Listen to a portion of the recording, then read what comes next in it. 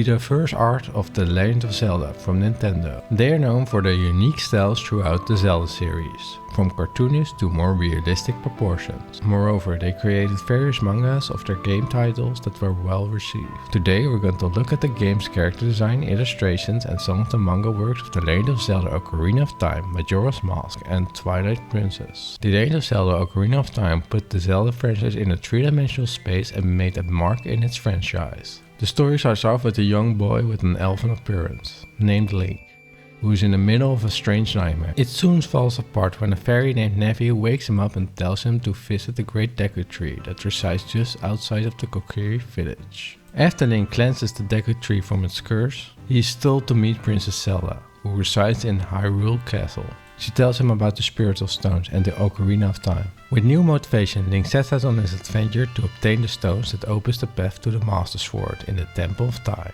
He soon meets Sheik, who tells him that he has to travel to the ancient temples and awaken the sages. With his new capability and strength from the sages, he is ready to face Ganondorf, whose sole purpose is to retrieve all the three pieces of the Triforce and conquer Hyrule. The game art style has this old school 90s vibe to it, with its pointy nose, big eyes and broad cheeks. These are all classical tropes from most manga art during that time. Link is portrayed in his classical clothing, green tunic and hat. Furthermore, they added details such as an earring, changed the hairstyle and made him more elf-like.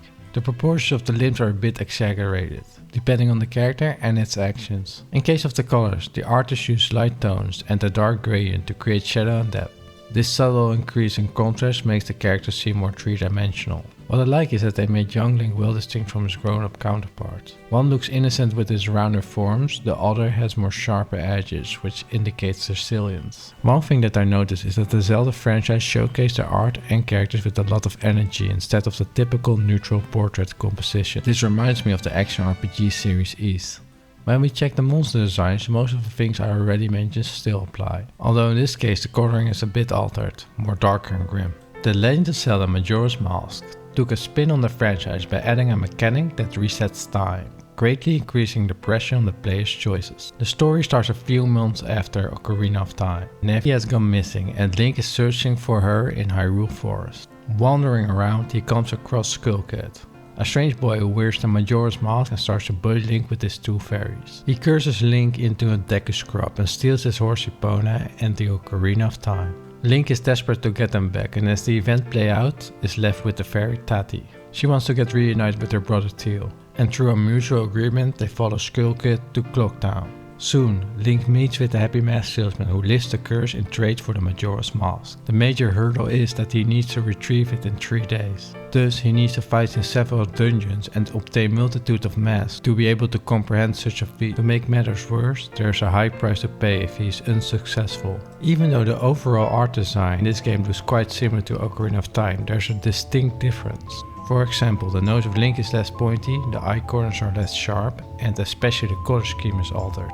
The colors are brighter and they replace most of the gradient shadows with pure black or darker undertones. This creates a high contrast that makes the character pop off the screen. In addition, they use blue and violet as the highlight colors to draw the eyes towards the focus point. Although most games use a black outline around the characters, due to the coloring usage, the outlines are more apparent in Majora's Mask. While the 3DS remake art are rehashes from the older versions with a slight increase in brightness, they did add a couple of new images as well. Unfortunately, there's not a lot of art released on this game which I can show. The Legend of Zelda Twilight Princess tapped into a more darker and realistic style for the franchise. The story starts with a teenage boy named Link who works on a ranch in Ordon village. After it gets attacked and the children got kidnapped, Link tries to pursue, but encounters a monster that pulls him into the Twilight Forest instead. He gets imprisoned and changed into a wolf.